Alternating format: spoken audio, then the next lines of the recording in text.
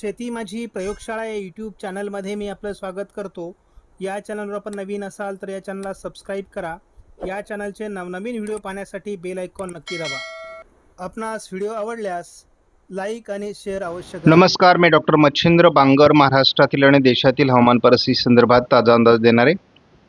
आपण या ठिकाणी बघतो की दोन कमी दाबाचं क्षेत्र सध्या भारताच्या भूभागावर आहे. तसे ते महाराष्ट्रापासून दूर आहेत, त्यामुळे महाराष्ट्रामध्ये स्थानिक वातावरण तयार होण्यासाठी अनुकूल वातावरण आहे. मात्र हवामानात बदल होऊ लागला आहे. एकापाठी एक कमी दाब तयार होऊ लागले आहेत. यातून भविष्यात तयार होणारे कमी दाब महाराष्ट्रावर येऊ शकतात आणि महाराष्ट्रातील दुष्काळी परिस्थिती निवारण होऊ शकते, हा विश्वास मात्र आपल्याला कायम आहे. आपण या मॉडेलनुसार सध्या महाराष्ट्रात काय परिस्थिती राहू शकते पुढील कालावधीमध्ये याचा जर धावता अंदाज घेतला तर सध्या तरी कोकण किनारपट्टी, मराठवाड्यात स्थानिक अशाच प्रकारच्या वातावरणाचा अंदाज आहे. हा ECMWF मॉडेल आहे, हे लक्षात घ्या.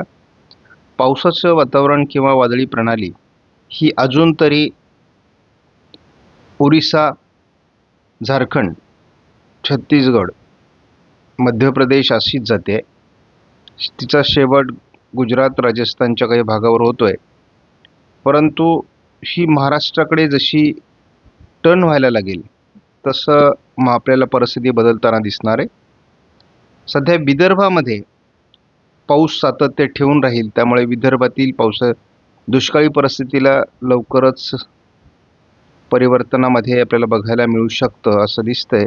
साधारण आपण आता जर निरीक्षण केलं तर आपल्याला विदर्भात नागपूर, भंडारा, गोंदिया, अमरावती, वर्धा, चंद्रपूर, गडचिरोली या काही जिल्ह्यांमध्ये सातत्याने पाऊस राहील पुढे असं दिसतंय. कोकणातही पाऊस राहील. आता ह्या सगळ्या सिस्टम 15 ऑगस्ट नंतर बदलायला सुरुवात होणं अपेक्षित असतं.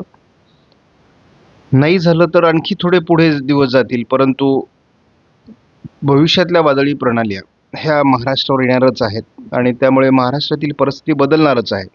परंतु तो दिवस कधीपासून सुरू होतो हे आपल्याला फक्त बघणं आवश्यक आहे.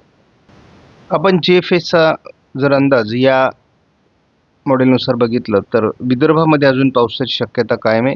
त्यात पूर्व विदर्भ चांगला पाऊस असेल, दक्षिण कोकण चांगला पाऊस असेल. तीच परिस्थिती आपल्याला थोड्याफार फरकणे 14 तारखेला दिसते. विदर्भ, कोकण पावसाचं वातावरण 15 तारखेला देखील आहे. यामध्ये पश्चिम विदर्भात जास्त पाऊस, दक्षिण कोकणात जास्त पाऊस दाखवला जातोय. विदर्भ, कोकण ही पावसाळी परिस्थिती 16 तारखेलाही आहे, 17लाही आहे, 18लाही किरकोळ परिस्थिती आहे. मराठवाडा आणि पश्चिम महाराष्ट्रात फारसा पाऊस अजून दाखवला जात नाही मॉडेलनुसार. 20 तारखेला विदर्भ आणि दक्षिण कोकणच पावसाळी वातावरण आहे. या वातावरणात थोडी उघडीप 21-22ला तयार होताना दाखवण्यात आली आहे. मग तसं फार वातावरण महाराष्ट्रामध्ये अजून तरी दाखवलं जात नाही. सध्या कोकण आणि थोडं उत्तर महाराष्ट्राच्या किंवा विदर्भाच्या उत्तरेकडून पाऊस असू शकतो किंवा बीड, धाराशिव, लातूरमध्ये, अहिल्यानगरमध्ये स्थानिक वातावरण असू शकतं. त्याचबरोबर हिंगोलीमध्ये किंवा यवतमाळमध्ये थोडं स्थानिक वातावरण असू शकतं. पुणे पश्चिम, नाशिक पश्चिम, कोल्हापूर आणि सातारा पश्चिममध्ये देखील अजून घाटमाथ्यावर पावसाचा अंदाज कायम आहे. 14 तारखेला फारसं वातावरण नाही. गोंदिया, नागपूर, भंडारा, अमरावती या ठिकाणी थोडं स्थानिक वातावरण आहे.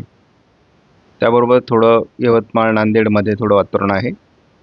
परंतु कोकणाव्यतिरिक्त पावसाची शक्यता फार कमी आहे. एक कमी दाबाचं क्षेत्र ECMWF मॉडेलनुसार विदर्भावर परिणाम करणार आहे आणि 15 तारखेला, 15 ऑगस्टला.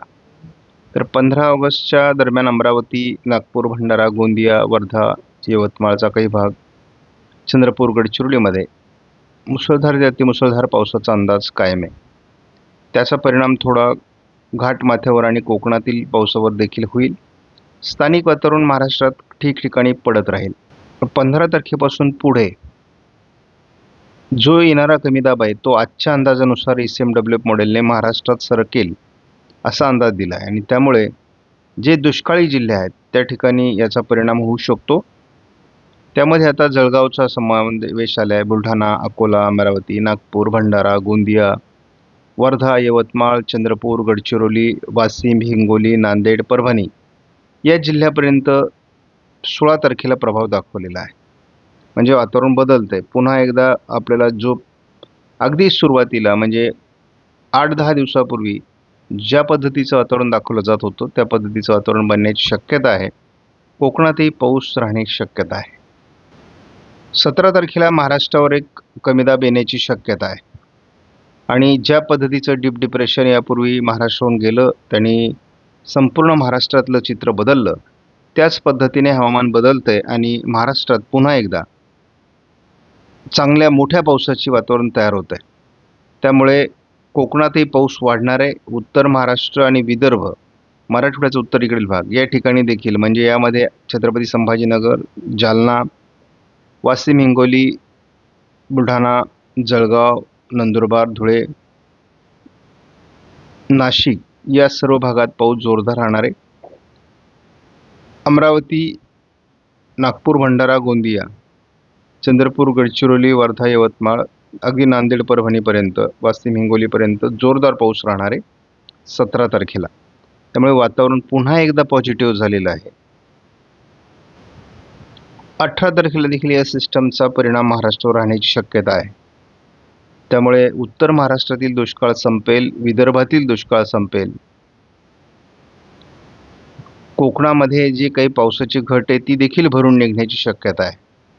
इथे मध्य महाराष्ट्र, मराठवाड्याचा दक्षिणी भाग आणि पश्चिम महाराष्ट्रातील परिस्थितीवर अजून फारसा उपचार तयार झालेला नाही.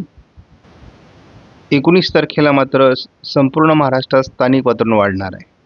त्यामुळे ठिकठिकाणी जरी सिस्टम कमजोर झाली तरी पाऊस पडणार आहे. त्यामुळे बऱ्याच ठिकाणी पिकांना जीवदान देणारा पाऊस ज्या विभागात सिस्टमचा परिणाम पडणार नाही त्या ठिकाणी पडणार आहे. त्यामुळे पाऊस होत राहील. 20 तारखेला देखील स्थानिक वातावरण आहे. कोकण, विदर्भ थोडं प्रमाण जास्त आहे. 21 तारखेलाही स्थानिक वातावरण आहे. 22 तारखेला थोडं विदर्भाच्या पूर्व भागात नवीन सिस्टमचा परिणाम होण्याची शक्यता आहे. 23 तारखेलाही नागपूर, भंडारा, गोंदिया, चंद्रपूर, गडचिरोलीमध्ये मुसळधार पावसाची शक्यता आहे. 24 तारखेला नवीन वादळी प्रणाली ही विदर्भावर परिणाम करण्याची शक्यता प्राथमिक अंदाजात आलेली आहे. आणि हे असं झालं तर आपल्याला आता विदर्भातील दुष्काळावर उपचार तयार होतो आहे. म्हणजे विदर्भात ऑगस्टमध्येच दुष्काळी परिस्थिती निवारण होऊ शकते असा अंदाज आहे. अजून सप्टेंबरही जायचं आहे.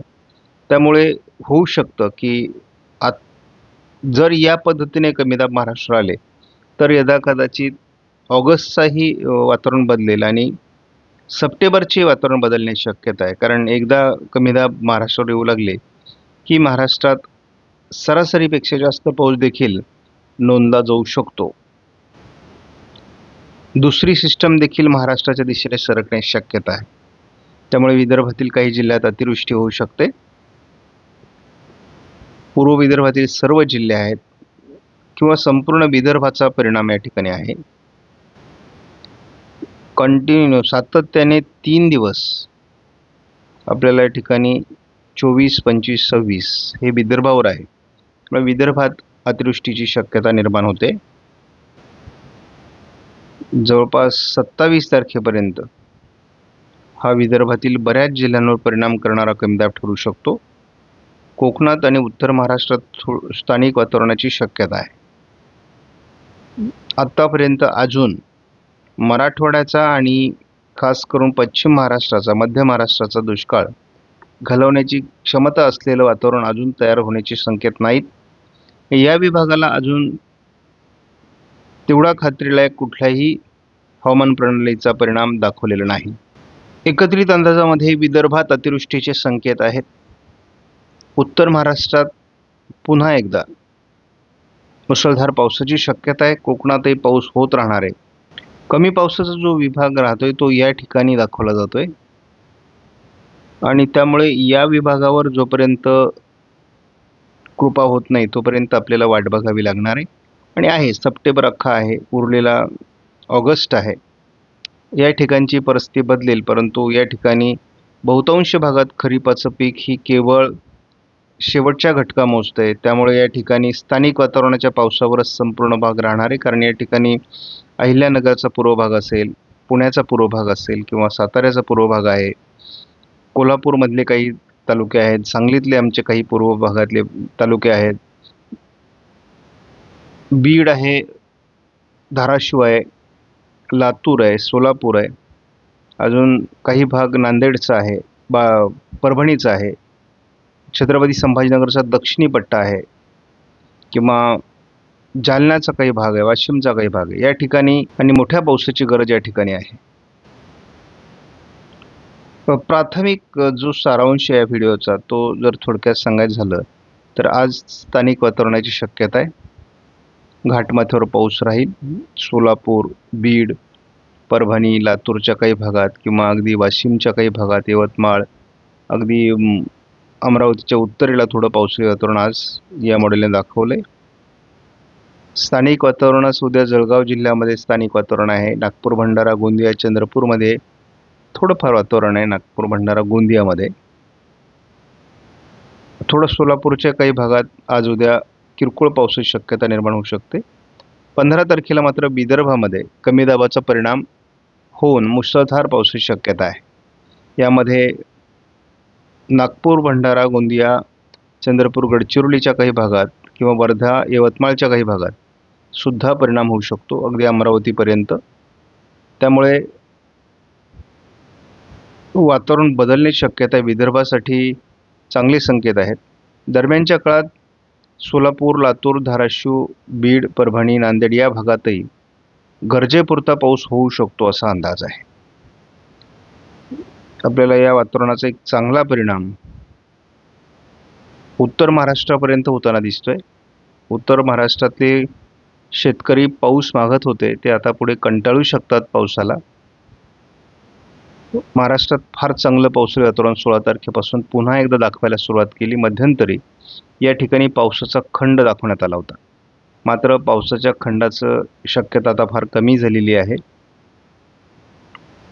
17 तारखेला देखील आपण बघतो उत्तर महाराष्ट्रात खूप चांगल्या पावसाचे संकेत आहेत. कोकणात पाऊस वाढणार आहे. 18 तारखेला स्थानिक वातावरण आहे. ठिकठिकाणी जिथे वातावरण तयार होईल त्या ठिकाणी पाऊस पडेल. 19लाही स्थानिक वातावरणाची शक्यता आहे. 20ला फारसा पाऊस नाही आहे. 21लाही विशेष वातावरण दाखवण्यात आलेलं नाही.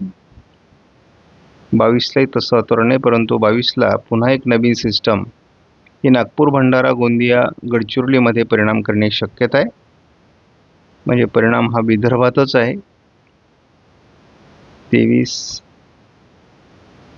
24 पासून आपल्याला विदर्भात एक नवीन वादळी प्रणाली येण्याची शक्यता दिसते, परंतु या जेव्हा 10 दिवसापेक्षा जास्त पुढचा अंदाज असतो तेव्हा वातावरणात बदल होण्याची शक्यता असते. त्यामुळे अजून आपल्याला स्पष्ट दिसतंय मराठवाडा, पश्चिम महाराष्ट्र, मध्य महाराष्ट्र या ठिकाणी अजूनही चिंता मिटलेली नाही. दक्षिण कोकणात देखील पाऊस दाखवला जातोय, परंतु अजून सिंधुदुर्गची सरासरी खूप कमी आहे. त्यामुळे आपल्याला बघावं लागेल. 25लाही विदर्भावर परिणाम दाखवण्यात आला आहे. अगदी वाशिम, हिंगोली, नांदेड, परभणीपर्यंत हा परिणाम आहे. संपूर्ण विदर्भ कव्हर होतोय. तीच परिस्थिती 26 तारखेला देखील आहे. त्यामुळे विदर्भातील चिंता मिटण्याची शक्यता आहे बऱ्यापैकी. तर आपण बघू 2 कमी दाब विदर्भात परिणाम करण्याची शक्यता आहे. उत्तर महाराष्ट्रावर त्याचा परिणाम होतोय. त्यामुळे विदर्भ आणि उत्तर महाराष्ट्र, थोडं मराठवाड्याच्या उत्तरेकडील भागात म्हणजेच थोडं बुलढाणा असेल किंवा हिंगोली आणि जालना, छत्रपती संभाजीनगरचा उत्तरेकडील भाग या ठिकाणी थोडा परिणाम होण्याची शक्यता आहे. त्यामुळे सारांश हाच आहे. आता आपण जर सारांश बघायचं झालं तर या ठिकाणी स्पष्ट दिसतंय की हा जो भाग आहे जवळपास संपूर्ण विदर्भाचा, या ठिकाणी दुष्काळी परिस्थिती ऑगस्टमध्येच निवारण होऊ शकते. या ठिकाणी अतिशय चांगल्या पावसाचा अंदाज आहे. म्हणजे आता या पुढचे दिवस हे विदर्भाच्या पावसाचे आहे. त्याचबरोबर थोडा परिणाम आपल्याला या भागातही होण्याची शक्यता आहे. म्हणजे याचा अर्थ अतिवृष्टी नाही, परंतु धुळे जळगावमध्ये पाऊस चांगला झालेला आहे. नंदुरबारमध्ये कमी पाऊस आहे, परंतु या ठिकाणची गरजसुद्धा या उरलेल्या कालावधीमध्ये पूर्ण होऊ शकते असा अंदाज आहे. थोडाफार त्यापाठोपाठ परिणाम या भागात देखील जाणवण्याची शक्यता आहे. त्यानंतर आपण बघतो की कोकणामध्ये पावसाचं सातत्य कायम राहण्याची शक्यता आहे. या भागामध्ये आपण बघतो घाटमाथ्यावर पुणे, सातारा, सांगली, कोल्हापूर या भागाच्या पश्चिमी घाटमाथ्यावर देखील पावसाची शक्यता कायम आहे. त्यानंतर आपण जो भाग उरलेला आहे यामध्ये अजून परिवर्तनाची गरज आहे. आपण जो हा सगळा भाग बघतोय या भागामध्ये मात्र आपल्याला अजून पाऊस कमी दिसतोय आणि हा पाऊस अजून येणार आहे, कारण सप्टेंबर महिना या ठिकाणच्या पावसाचा आहे. या ठिकाणी आपल्याला जो पाऊस होणार आहे तो देखील भरपूर होणार आहे. फक्त तो सप्टेंबर आणि ऑगस्टच्या काही भागात होणारा स्थानिक वातावरण आहे, हे लक्षात घ्या. बाकी महाराष्ट्राची चिंता मिटण्याची शक्यता आहे. सरासरीच्या जवळपास किंवा त्यापेक्षा जास्त देखील पाऊस पडू शकतो. आज जरी पावसाची कमी दिसत असली महाराष्ट्रामध्ये, तरी वातावरण बदलेल. आपणास व्हिडिओमधील माहिती महत्त्वपूर्ण वाटल्यास लाईक करा, शेअर करा, चॅनलला सबस्क्राईब करा. धन्यवाद. जय हिंद, जय महाराष्ट्र, जय बळीराजा.